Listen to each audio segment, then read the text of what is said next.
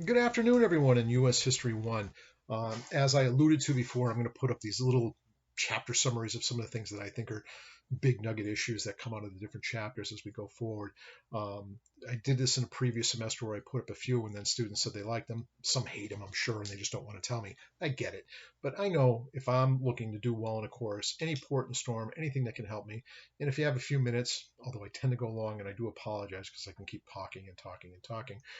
Um, put it on as background noise, and when you come to an issue that you'd like a little bit more clarity about, or you think that maybe I'm going to stress it, and I'll say this is very important in terms of this chapter, maybe you can digest the material a little bit better. So, um, going through chapter 1, it's basically pre-colonization of the North and South American continent by European powers, but much of it's done through archaeological and anthropological studies that I don't always understand because much of the indigenous people in the area didn't necessarily have written records of the things that occurred there. And so the history, I think, is a little bit speculative and theory based, but nonetheless, some of it is obviously true because of the archaeological finds of large civilizations that lived in different sections of the Americas prior to European colonization.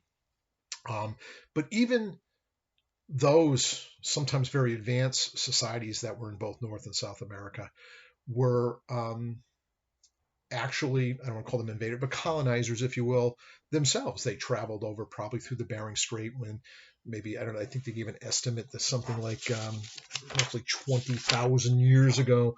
Um, yeah, between 12 and 20,000 years ago, basically what we think of as native peoples came over from through the Bering Strait from Asia and other locations and through the European continent and basically started to work their way down the west coast. But other groups came much earlier, and we're not always sure entirely how. We know there's probably some Vikings that landed in the very northern part of North America, the Canadian provinces, and their colonization failed, but they were here.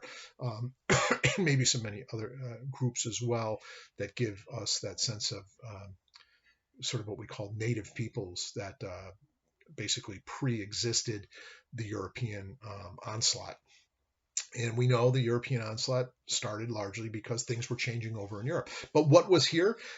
We think there were some very significant and complex civilizations that existed both in North America, Central America, and South America. We know some that one right just east of St. Louis was one of the largest. It was probably reduced and lost before European um, I don't want to call it necessarily invasion, but some people do think of it as invasion, certainly.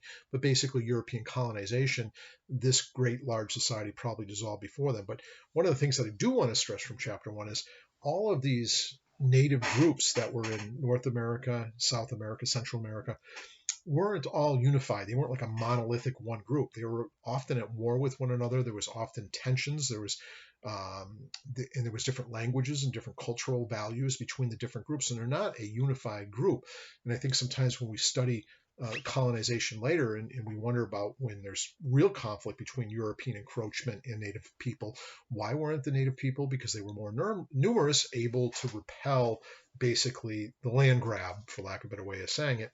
It's because they weren't necessarily unified. They were at war themselves. And the Europeans, like any group that's going to have a war tension, you divide and conquer. And if you can ally yourself with certain other Native American groups or Native, and not necessarily American, but Southern provinces, just as applicable. And that's true of the Aztec Empire. Was a very complex conglomeration of different ethnic and religious groups within the Native American people, and many of them wanted to throw off the yoke of the basically the power structure of the Aztecs, and the Spaniards certainly took advantage of that. But we know these native groups were here. They were very complex. Some were agricultural, and they want you to know about the Three Sisters. I had to study this a lot when I was a kid, and I didn't think it was that important back then, but it certainly is now. How did they sustain themselves through diet? We know corn was a significant aspect of the Three Sisters, but the other, of course, is squash and beans. That was the great agrarian aspect of cultivation of land, but we knew they grew other things too, including tobacco and many other gourds, types of different kinds of squashes. But we know corn's the big one. And in fact, there's some historical books I used to teach. World Civ, and they talked about how corn, if you go back, thousands of years, corn was tiny. It's almost like those little corns you get in the Chinese food in terms of size. The nutritional value was there, but the size was different. And over many years of agricultural, sciences, they bred better and better, corn production. But those were the largely agrarian societies were able to do that. And the agrarian societies were more complex because of the abundance of the food through agricultural practices. People could specialize in trades and in special, in terms of either everything from governance to, a warrior class to hunters and administrative people in a society. Those that were more, some of the other cultures that were in North and South America and Central America were purely hunter gatherers, and they didn't allow for the stratification of different players, if you will, in terms of society. But we know some of the larger civilizations that did exist in the New World collapsed long before European colonization. And how do we know that? Is because of the discovery, for lack of a better way of saying it, of the European encroachment gave evidence that many of these societies had already collapsed. And there's a lot of different theories why they collapsed. Some say it was disease, some say it was drought, some say it was just literally they just got too large to sustain that much of a population within the community, and they fractured and dissolved. Some suggest that it was war with outside societies and cultures. I don't think it's always that clear to know. We just know that there were large societies and civilizations within the New World prior to the Europeans getting here.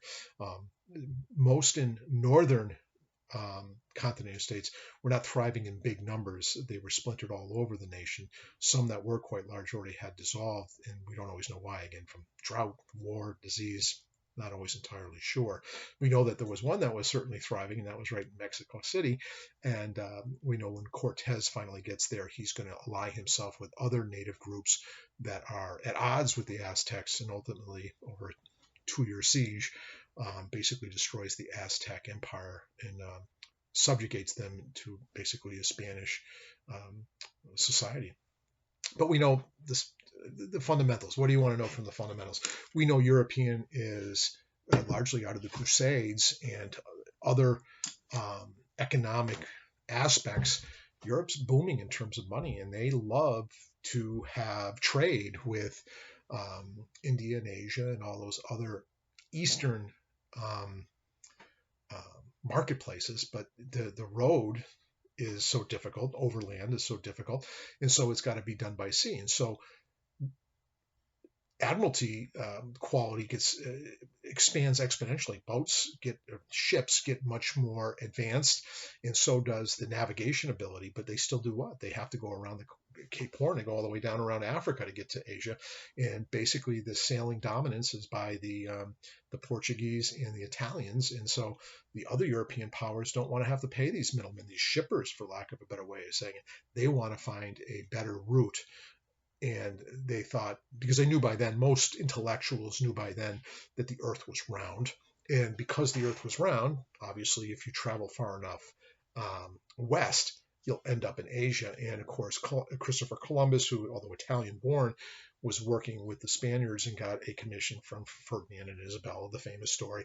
He gets commissioned with 3 ships, the Pinta, the Nina, the Santa Maria, and he's going to go over and look for basically a westward passage to Asia to basically cut out the middleman so they can enjoy the riches of the trade, food, spices, silks, all those things that a booming, wealthy nation state like Spain, France, England, Portugal, the Dutch, all of these parties wanted to have a part of. And we know Columbus had the world about 2/3 smaller than it really was. He was way off in his estimate, but he sails over. And, those old rhymes you learned as a kid. In 1492, Columbus sailed the ocean blue, and he ends up and down what we think of as present day the Bahamas. But he thinks he went far enough, and he thinks these islands, this archipelago of islands along the Caribbean Sea, is part of the Indian nation, and he assumes that based upon, I don't know, skin color, foreign languages. I don't know why he thinks that, other than he thinks he's traveled far enough. And so that's why we call those regions to this day, sometimes it's called the East Indies. And Hispaniola and Barbados and Puerto Rico and Cuba and all those islands in that whole basin start to become dominated by the Spanish through Christopher Columbus's effort. When he first gets there, he doesn't find a lot of value, but he does find some gold. He takes some slaves. Slavery was already in the indigenous people in the mainland of North America and South America, but slavery had a different conception of what we think of it as today. It's often conquered people through battle, and they often become immersed into the culture over time. But nonetheless, the European arrival is not good for the native people because they're trying to extract wealth. Columbus doesn't find much initially, except in the form of slavery and basically pilfering whatever precious metals he and his crew can find. Comes back with many more ships on a second journey over, and this time again they don't succeed in finding a great deal of wealth other than in people, and so there's a lot of plundering. And sadly, the biggest thing that I want to get you for test purposes, some of you watch this, what really wiped out the natives wasn't necessarily just murder and debauchery and slavery and cruelty and warfare, because these were fairly peaceful people. It was disease. This whole continent was isolated from European diseases that had already been introduced and survived for, eons, really. Typhus and smallpox and influenza and all these other diseases that the Europeans had developed a certain amount of resistance to in terms of being fatal, were not present in the natives. And there's an estimate that over 90% of native peoples in North and South America, in the Caribbean, and all the related land masses died not from warfare, not from slavery, not from cruelty, but died from disease. It's really amazing. It's disease that really whipped them. We know that agriculture developed over in the New World, what we call the New World, almost at the same time it developed throughout the world. And that's what some of those weird mysteries there is. If there's no contact, why is it that the agricultural revolution, the ability to create settled, basically civilizations, no longer becoming just, nomadic hunter and gatherers, it changes with the agrarian revolution, the ability to harvest through propagation of crops. It developed around the same time as it did in Europe and other parts of the world. It's really remarkable, even though they had no real contact. Yeah, so between 9 and 5,000 years ago, almost simultaneously with Eastern and West hemispheres, the agricultural revolution took place, and we get more stratified societies within the New World. Talked about the three sisters, the big crops, if you will, beans, corn, and squash. And if you go down to the Mohegan Museum, they often talk about the three sisters being critical to the Native American diet. Not always true of all of the Native American cultures, and that's the other thing I do want to stress. These are not unified. These are not necessarily one monolithic group. They're often at war with each other. They often have different values and different lifestyles. The thing that simply unites them is they're simply here on the northern continent and probably stay in different regions, and when those regions overlap, they're sometimes in conflict. There's no question about it. And that's one of the things the Europeans take advantage of when they do try to, for lack of a better word, conquer the New World. They're going to take advantage of the lack of unification in the native peoples that are found here. And the native peoples did have a different view about property. They believed in possession and ownership of things like tools because they used them actively, but land was only owned in the sense that while in use, they had a right, and they would repel other people that were trying to use it when they were, if their group was using it. But there wasn't that sense of permanency the way the Europeans viewed ownership, that, it's going to be mine for eternity through the people I decide to pass it to down the road. That was not in the most of the native peoples didn't think of property the same way as Europeans did, and we know that's a great conflict later on. And they talk about the different civilizations that existed in the Southwest, the Pueblos, and that we know the one just outside of St. Louis, which was probably the largest in North America, the Choctaw, and they collapsed probably around 10,050. They collapsed long before the Europeans came in. There's some talk that familiar and kinship structures were strengthened through the maternal wing, so women actually exercise more influence in terms of um, societal value, so husbands often join the wife's family and vice versa, instead of the opposite.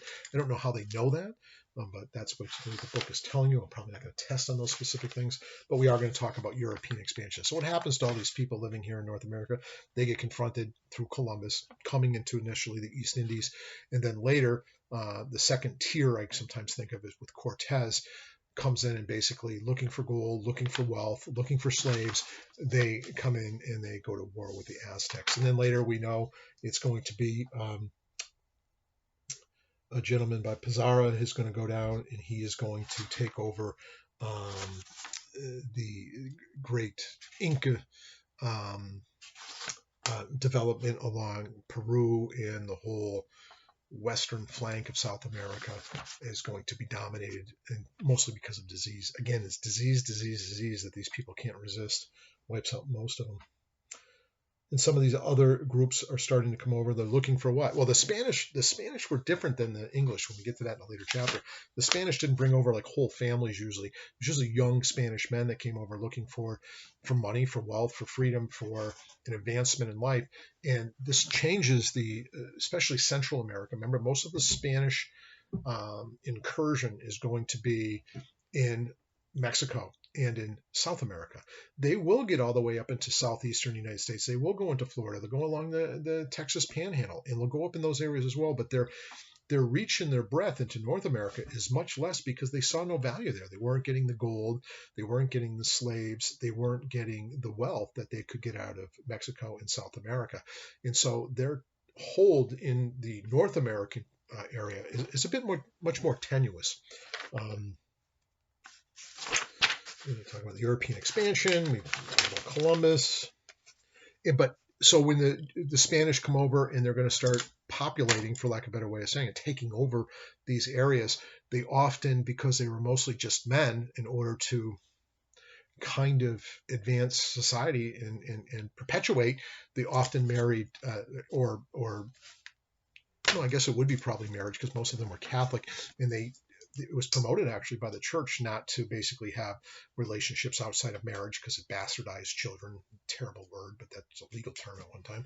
And it also, to avoid rape and debauchery and things like that, it was encouraged that these Spanish men marry native women. And then it created all kinds of ranking. There was actually a formal policy in the Spanish society of ranking the sort of the status, if you will, the social status of the people in Central America based upon their purity. If you were from the Iberian Peninsula, you're either from Portugal or Spain, and you proved your, for lack of a better way of saying it, a thoroughbred, you were in the highest rank of social order. If you had 3/4 Spanish blood and 1/4 native, you had the next rank, and all the way down.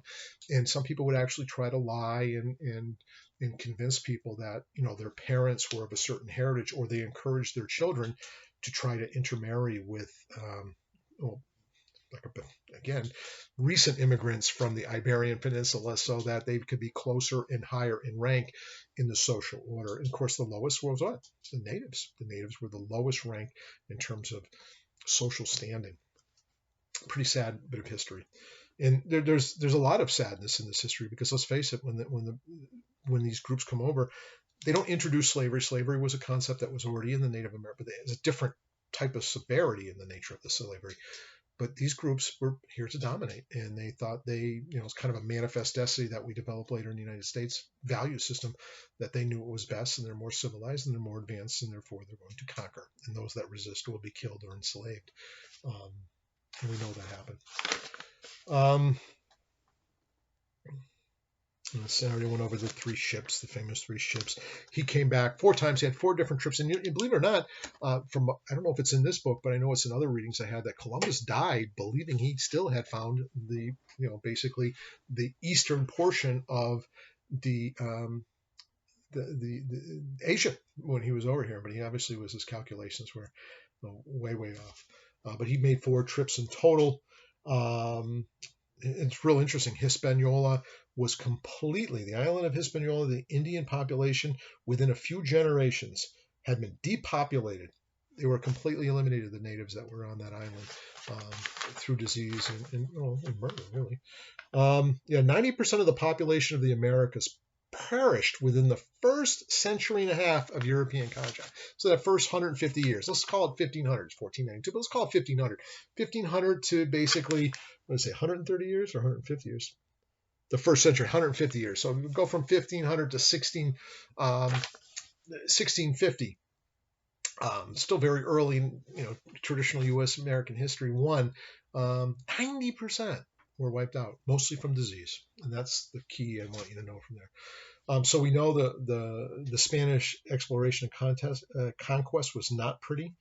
They came over, and they even said it in their writings. We came over to serve God and King, and also to get rich. In their view of serving God and King, it was domination, and these native peoples were viewed as barbarians, and they needed to be conquered. And if they weren't willing to convert to the Spanish value system, and even if they were, they would still probably be enslaved or put into some kind of forced labor.